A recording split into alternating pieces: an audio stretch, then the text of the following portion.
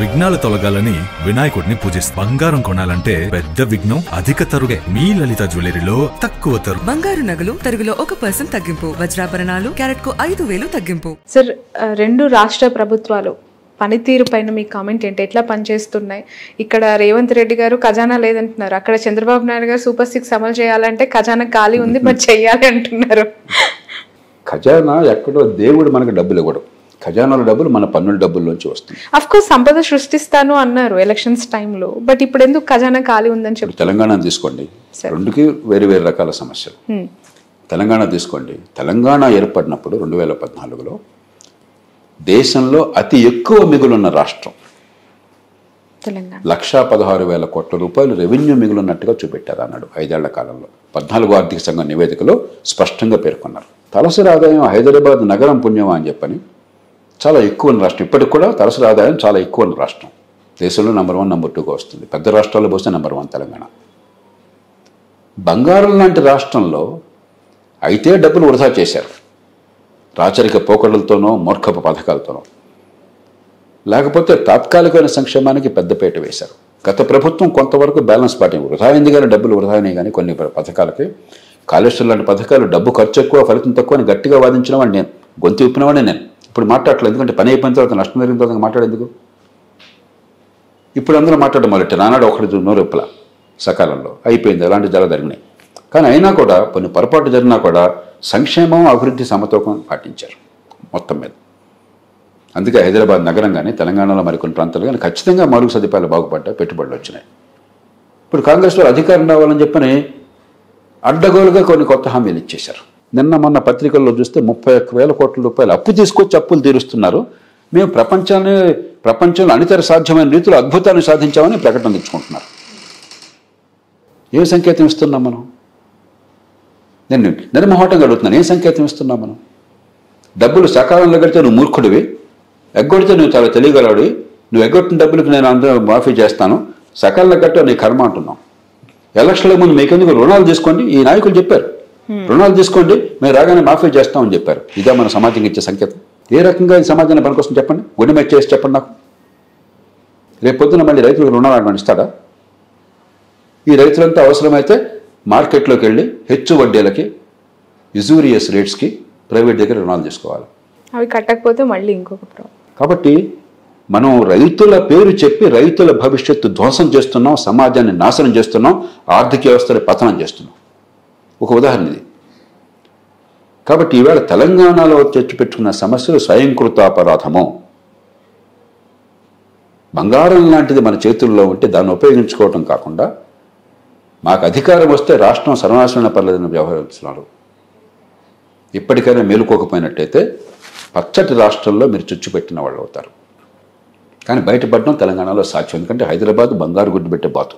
దీన్ని చంపకుండా ఉంటే కాపాడుకోవాలి. విపరీతమైన అవినీతి వల్ల కానీ, అసమర్థత వల్ల కానీ, మూర్ఖ విధానాల వల్ల కానీ దీన్ని చంపకుండా ఉంటే తెలంగాణను కాపాడుకోవచ్చు. కానీ ఊరికే దేవుడు అని చెప్పిన గాల్లో దీపం పెడితే కాపాడబడేది కాదు.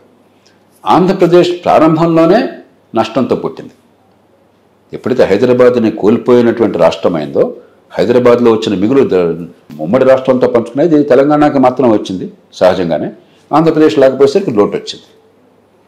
ఆ తర్వాత ఆంధ్రప్రదేశ్లో కూడా కొంతకాలం పాటు 14 నుంచి 19 దాకా సంక్షేమాన్ని అందించారు, అభివృద్ధిని కూడా గట్టిగా చేపట్టారు. వనరులు లేకపోయినా కూడా పోలవరం ప్రాజెక్ట్ కావచ్చు, రాజధాని నిర్మాణం కావచ్చు, రాజధాని కంటే ముఖ్యంగా ఒక గ్రీన్ ఫీల్డ్ సిటీ నిర్మాణం కావచ్చు, కియా మోటార్స్ లాంటివి కావచ్చు, మౌలిక సదుపాయాల కల్పన కావచ్చు, చిత్తశుద్ధితో ప్రయత్నం జరిగింది.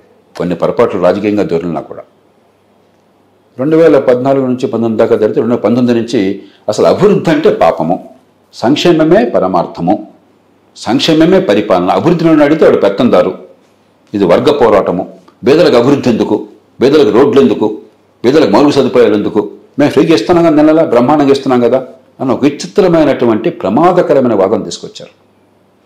చివరికి రాష్ట్రాన్ని అధ్వాన స్థితితో నెట్టారు. అసలే కష్టంలో ఉన్న రాష్ట్రాన్ని ఈవేళ అప్పులు ఊబులు కూరుకుపోయేట్టు చేశారు. కాబట్టి ఈవేళ మళ్ళీ ఒకసారి సంక్షేమానికి అభివృద్ధికి సమతూకాన్ని పాటిస్తూ, పొదుపరితనాన్ని పాటిస్తూ, ఇతరులను చూసి తెలంగాణను మరో రాష్ట్రాన్ని చూసి లేని డబ్బులు ఖర్చు పెట్టడం కాకుండా మౌలికమైన క్రమశిక్షణ పాటిస్తూ మౌలిక సదుపాయాలను బాగు చేసి పెట్టుబడులను ప్రోత్సహిస్తే అయినా 3-4 ఏళ్ళు కనీసం పడుతుంది, ఒక 5-6 ఏళ్ళు కూడా పట్టచ్చు ఒక గాడిన పడడానికి. 2 రాష్ట్రాలు కూడా చూడడానికి ఒకే రకంగా కనిపించినప్పుడు రెండుకి వేరు కారణాలు ఉన్నాయి. దాన్ని బట్టి మన పరిష్కారం ఉంటుంది. ఖచ్చితంగా అభివృద్ధి అనేది పూర్తిగా గాలి కొదిలేయటం వల్లనే గత ప్రభుత్వం ఇలాంటి పరిస్థితిని ఎదుర్కొంది. ఆంధ్రప్రదేశ్లో అభివృద్ధి అంటే పాపం అన్నట్టుగా మాట్లాడారు. ఇది చాలా విచిత్రం. దేశంలో ఎప్పుడు జరగదు ఇట్లా. అభివృద్ధిని అడిగితే వాళ్ళంతా కూడా డబ్బున్న వాళ్ళు అడుగుతున్నారు, మీకెందుకు అభివృద్ధి? అది ధనికుల కోసం, డబ్బున్న వాళ్ళ కోసం అభివృద్ధి, పెత్తందారుల కోసం అభివృద్ధి. ఇది వర్గ పోరాటం, మేము ఈ వర్గం కోసం ఉన్నాం. చాలా విచిత్రమైన ప్రమాదకరమైన భాషను వాడారు, ప్రమాదకరమైన ఆలోచనలు పెట్టుకున్నారు, ప్రమాదకరమైన చర్యలు చేపట్టారు. పేదలకి పెత్తందారులకి పోరు అని చెప్పి ఒక స్లోగన్ కూడా. ఇంతకంటే మూర్ఖమైన వాదన, మళ్ళీ స్పష్టంగా విస్పష్టంగా చెప్తున్నాను, ఇంతకంటే మూర్ఖమైన వాదన మరొకట్లేదు. ఎందుకంటే మూర్ఖమైన వాదన మనకు ఇప్పుడు ఇతరుల పట్ల ద్వేషాన్నో లేకపోతే అసూయను పెంచడం చాలా తేలిక నిమిషంలో. కానీ ప్రపంచంలో ఎక్కడ అలా చేసినా కూడా ఆ దేశాలు సర్వనాశనం అయిపోయినాయి. ఆనాటి సోవియట్ యూనియన్ చూడండి, ఈనాటి ఉత్తర కొరియా చూడండి, క్యూబా చూడండి, వెనిజువేలా చూడండి, మరో దేశాలు చూడండి. ఇవన్నీ కొత్త విధానాలు కాదు, గతంలో చేపట్టారు.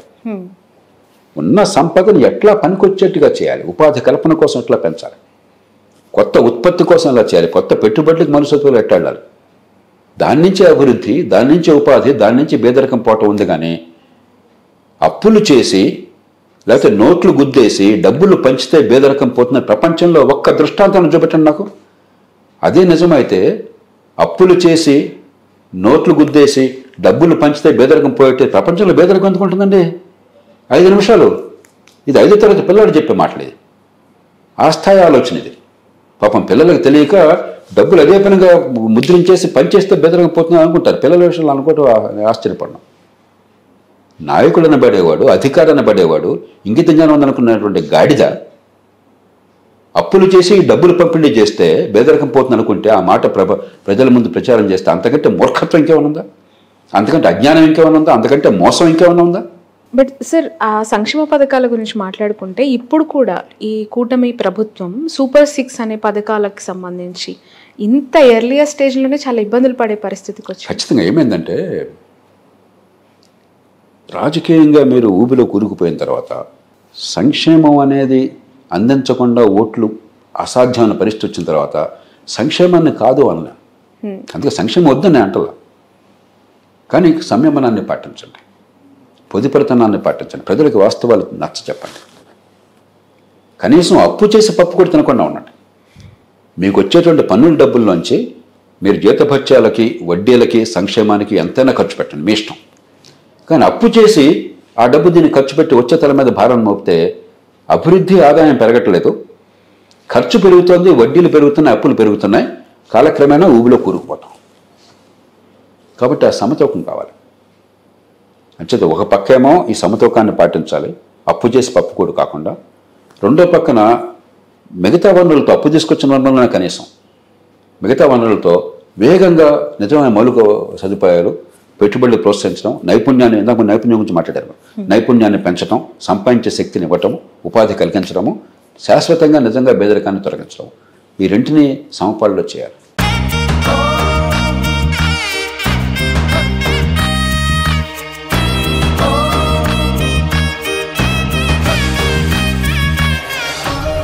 విఘ్నాలు తొలగాలని వినాయకుడిని పూజిస్తాం. బంగారం కొనాలంటే పెద్ద విఘ్నం అధిక తరుగే. మీ లలిత జ్యువెలరీలో అది లేదు, మార్కెట్లోనే తక్కువ తరుగు. వినాయకుడి కటాక్షంతో అందరింట్లో బంగారం, వజ్రం, వెండి నిండాలి. బంగారు నగలు తరుగులో 1% తగ్గింపు. వజ్రాభరణాలు క్యారెట్కు 5,000 తగ్గింపు.